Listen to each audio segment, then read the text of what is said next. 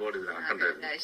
പക്ഷെ നമ്മള് പണ്ട് ക്രിക്കറ്റിന്റെ ആളായിരുന്നു. പിന്നീട് ഏതോ ഒരു ഫുട്ബോൾ മാച്ച് വന്നപ്പോ തലയിൽ മറ്റേ മഞ്ഞ തുണിയൊക്കെ ടസ്കേഴ്സ് എന്തെന്ന് കേരള ബ്ലാസ്റ്റേഴ്സ് വന്നപ്പോ അന്നേരം നമ്മള് ഗോള കടിച്ചവര് എന്തൊക്കെയോ ബഹളം ഉണ്ടാക്കി. അല്ല അറിഞ്ഞിട്ടായിരുന്നത് അങ്ങനെയൊന്നുമില്ല. നീ എവിടെ കളിക്കാൻ പോകുന്നത്? എവിടെയാണ്?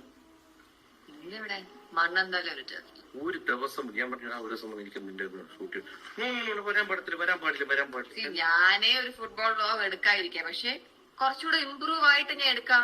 എനിക്ക് ഇമ്പ്രൂവ്മെന്റ് എന്ന് പറഞ്ഞാൽ പാവ ഹൻസിക പണ്ട് മറ്റേ ഇതിന് പോയിട്ടില്ല, എന്തോ ജിംനാസ്റ്റിക്സിന് പോയിട്ട് നമ്മള് അന്നൊന്നും നേരെ നമുക്ക് എടുക്കാൻ പറ്റുന്ന ഇതില്ലായിരുന്നു. എന്നിട്ട് വെളിയിൽ നിന്നൊക്കെ കുറച്ച് എടുത്തു വെച്ചത് ആകെ എന്നുള്ളത്.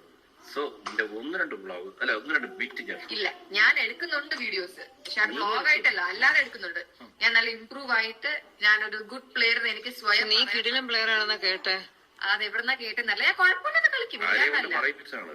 അല്ലല്ല ഈശാനി കാലക്കീന്നൊക്കെ ഞാൻ കേൾക്കാറുണ്ട്. അത് ചില ഗെയിംസിൽ അത്യാവശ്യം നല്ല കളിക്കും. പക്ഷെ എനിക്ക് തന്നെ സ്വയം ഒരു ഇത് വരണം. ഓക്കെ ഞാൻ ആക്ച്വലി കൊള്ളാം, അങ്ങനെ ഒരു ഇത് വരുന്ന സമയത്ത്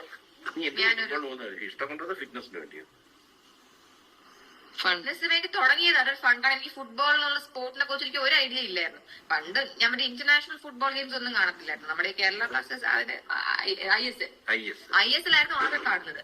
അപ്പൊ കേരള ബ്ലാസ്റ്റേഴ്സ് സപ്പോർട്ട് ചെയ്യായിരുന്നു. അത്ര എനിക്ക് ഫുട്ബോളിനെ കുറിച്ച് ഐഡിയ ഉണ്ടായിരുന്നുള്ളൂ. പിന്നെ നമ്മുടെ ജിമ്മിന്ന് ഫുട്ബോളിന് പോവായിരുന്നു. അങ്ങനെ പോയി തുടങ്ങി ഒരു ഫണ്ടിന് പോയി എനിക്ക് എപ്പോഴും ഞാൻ ഫുട്ബോൾ കാണാറില്ല, കളിക്കാൻ പക്ഷെ ഭയങ്കര ഇഷ്ടമാണ്.